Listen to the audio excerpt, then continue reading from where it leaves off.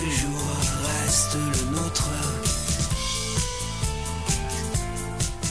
8h35. Voilà, Georges Goma est bien installé en studio avec nous. Son invité est au bout du fil, Zedna Ignès, membre de la coalition Les Biens Mal Acquis. Bonjour, Georges. Bonjour, Caro. Et bonjour, Madame Ignès. Bonjour, Madame Stephenson. Bonjour. Alors, juste faire une petite présentation, Georges. Oui. Avant, on avait déjà parlé de ce sujet-là, hein, oui, tout à avec fait, le journaliste Hugo Jonca, voilà, tout à fait. Qui se penche là, dans le Journal de Montréal sur ce dossier-là et qui travaille très fort à dépister là, les dictateurs et les gens de leur entourage là, qui font des acquisitions à Montréal, principalement. Ben, écoute, mais là, il y a du nouveau, là, semble-t-il, dans le dossier. Un célèbre avocat français. Absolument, absolument. Tu fais bien de rappeler un peu la chronique que nous avons eue ici avec Hugo Jonca. C'est son dada, ça. Hein? Mm-hmm. On n'avait jamais abordé les problèmes de criminalité financière et économique en lien avec l'Afrique ici au Canada, du moins de cette manière-là. Ouais. Hugo Jonca a travaillé pendant toute une année pour rassembler ce faisceau d'indices, même pas des indices, des preuves sur l'existence, n'est-ce pas, d'une filière d'investissement controversée ici. Et là, il vient de publier un autre article. Ouais. Il vient de publier un autre article sur la même thématique où il apporte des informations supplémentaires et avec une nouvelle dimension qui est évidemment l'arrivée sur la place canadienne d'un célèbre avocat qui est à Paris, qui a pignon sur rue en France, ouais. Et qui depuis près de 15 ans maintenant mène une lutte acharnée évidemment contre ces malversations financières. Et pas qu'au Canada, mais parce que ça se passe à l'international, mais spécifiquement. Écoute, Caro, tu fais bien d'apporter ces dimensions internationales. Je pense quand même que la chose va s'internationaliser davantage. Et d'ailleurs, aujourd'hui, il n'y a aucun État qui vit en autarcie. Hein?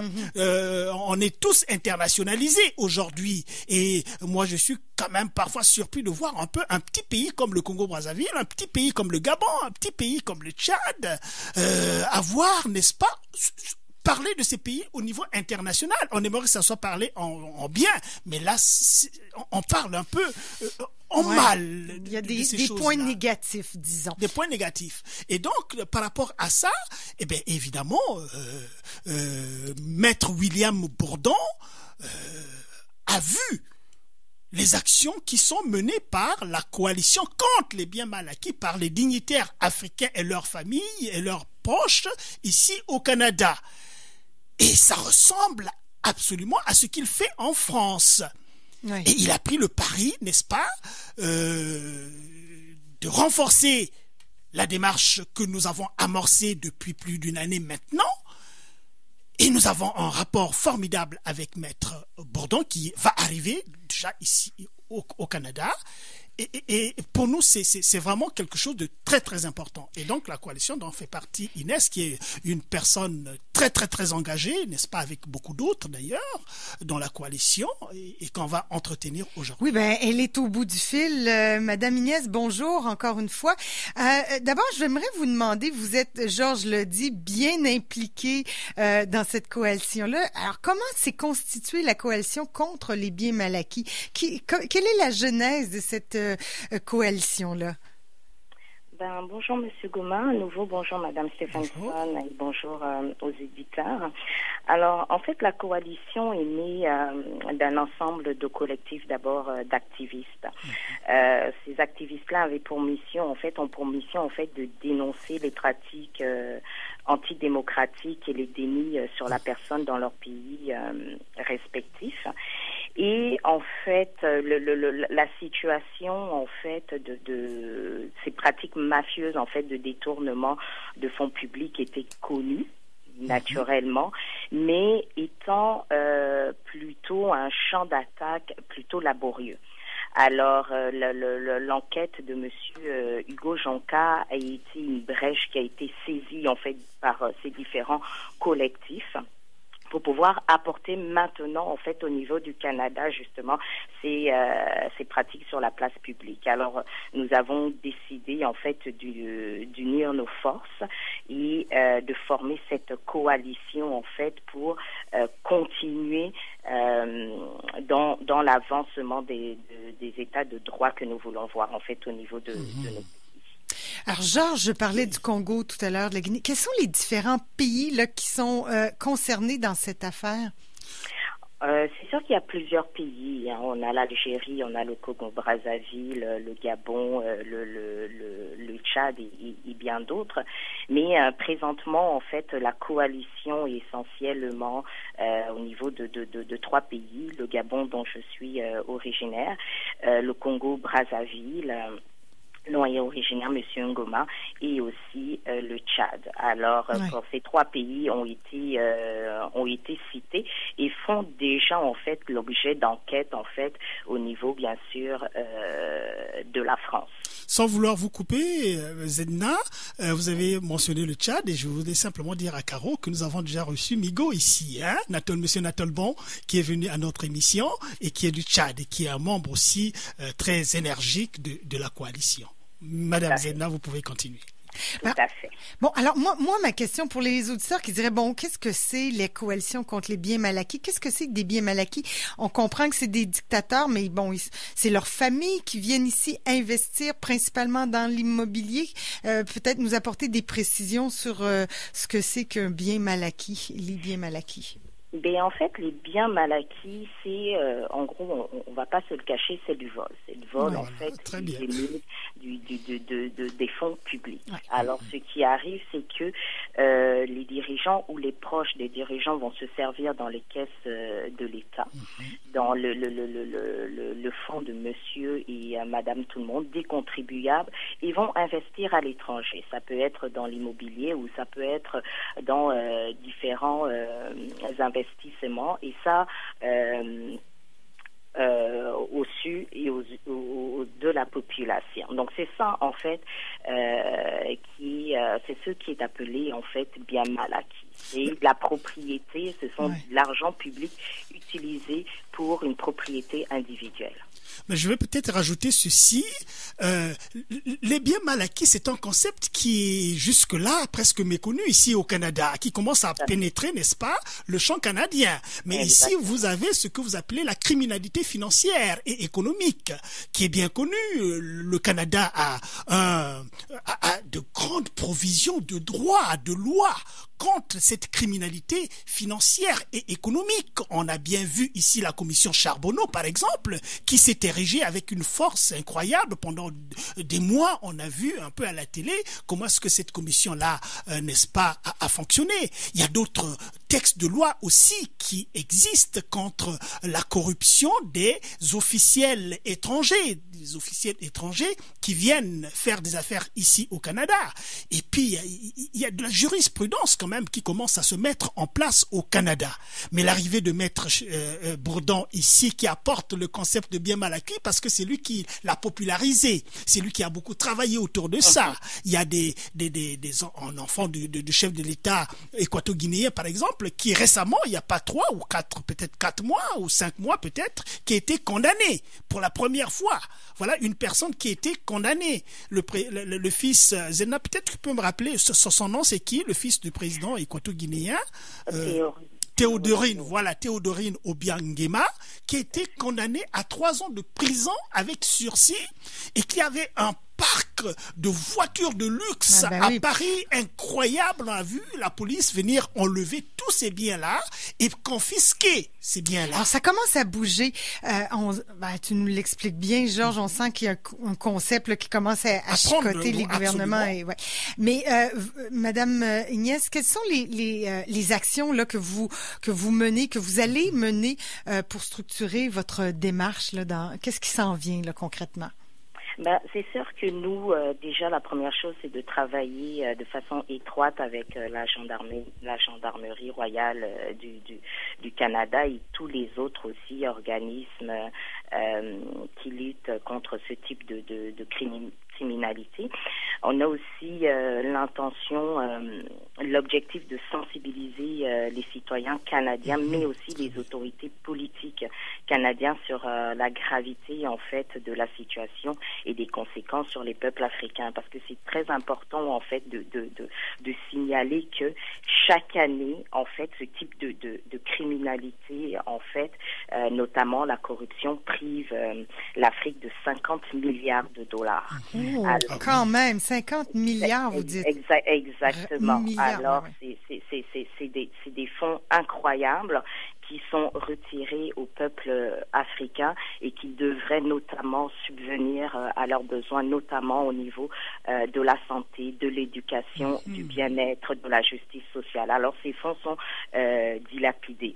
On va donc organiser des opérations comme des sit-ins et des conférences dans les universités pour faire comprendre en fait quels sont les dangers, le fléau réel en fait de ces pratiques-là. Ah, mais moi, je suis très content de l'entendre. En tout cas, merci, Madame Zedna Inès, parce que là, c'est un point très important, Caro, parce que ce qui est là, nous, on est montré du doigt, hein, parce que là, nous engageons dans quelque chose de très, très, très sensible. Déjà, à la GRC, on nous avait dit que, ce genre de choses, sont très, très sensibles. Mais nous travaillons avec... Je veux dire quoi par sensible? Vous êtes, peut-être, vous avez des menaces de vos pays respectifs. Absolument. Je vais donner un exemple. En 2009, par exemple, au Congo-Brazzaville, pour ne parler que de ce cas, il y a d'autres pays également. Il y a un journaliste, par exemple, qui voulait fouiner son nez là-dedans, qui a été carrément tué par un incendie qui s'est déclaré dans sa maison. Il en est mort, sa femme est morte, ses 2 enfants sont morts. Et puis en même temps, il y a un autre activiste congolais, Benjamin Tungamani, qui était en France, qui a vu le même jour sa maison en France brûlée. Vous voyez? Donc c'est très sensible, mais nous sommes conscients de cette dangerosité parce qu'évidemment, nous attaquons au cercle quand même des gens qui sont au pouvoir, donc des puissants. Mais est-ce qu'on peut faire autrement, Caro? C'est d'attaquer finalement les fondements des dictateurs. Et pourtant, ces fondements des dictateurs, nous devons les attaquer si nous voulons voir une amélioration en Afrique. Parce que ne pas le faire, c'est condamner les générations qui viennent à ne pas commencer ce travail-là. Et aussi comprendre que vraiment notre démarche est éminemment humaniste, parce que les gens qui prennent l'argent, les fonds publics, les deniers publics, qui s'en approprient des milliards, c'est des milliards. Inès l'a bien dit quand même, hein? 50 milliards. 50 milliards qu'on prive. Et on trouve cette Afrique qui est une Afrique pauvre, il paraît. Alors, oui. Alors c'est tuer le mal à la racine, hein, ça commence tout le temps par l'argent. Madame Inès, là on parlait de cet avocat célèbre qui se joint. Qu'est-ce qu'il va apporter Sherpa? Sherpa étant le regroupement ou en tout cas le mouvement, là vous allez peut-être pouvoir mieux me l'expliquer là, mais mouvement anticorruption, c'est ça. Qu'est-ce que ça va apporter aussi à votre démarche? Sherpa, en fait, est une association qui est vraiment aguerrie dans les droits de la personne, notamment, en fait, dans la criminalité financière. Sherpa a une expérience et une expertise vraiment de renommée dans cette criminalité-là, et ça nous permet en fait de mieux structurer notre démarche.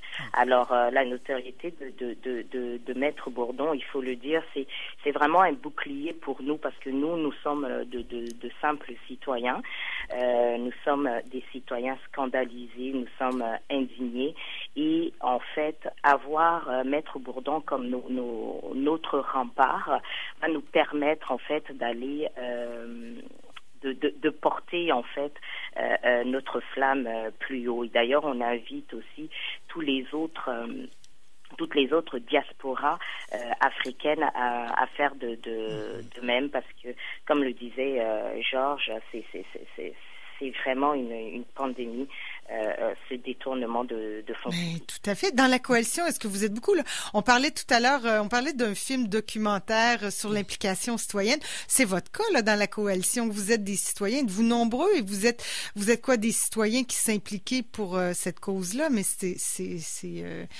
une implication citoyenne là. Exactement, c'est une implication citoyenne, comme je le disais tout à l'heure.